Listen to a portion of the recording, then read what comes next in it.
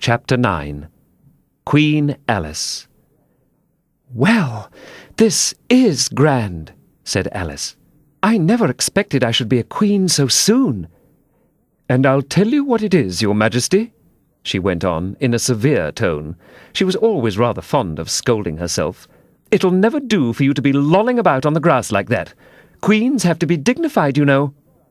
So she got up and walked about, rather stiffly just at first, as she was afraid that the crown might come off.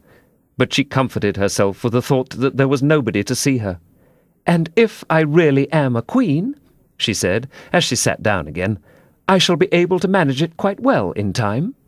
Everything was happening so oddly that she didn't feel a bit surprised at finding the Red Queen and the White Queen sitting close to her, one on each side. She would have liked very much to ask them how they came there, but she feared it would not be quite civil. However, there would be no harm, she thought, in asking if the game was over. "Please, would you tell me—" she began, looking timidly at the Red Queen. "Speak when you are spoken to," the Queen sharply interrupted her. "But if everybody obeyed that rule," said Alice, who was always ready for a little argument, "and if you only spoke when you were spoken to, and the other person always waited for you to begin, you see, nobody would ever say anything, so that—" "Ridiculous!" cried the Queen.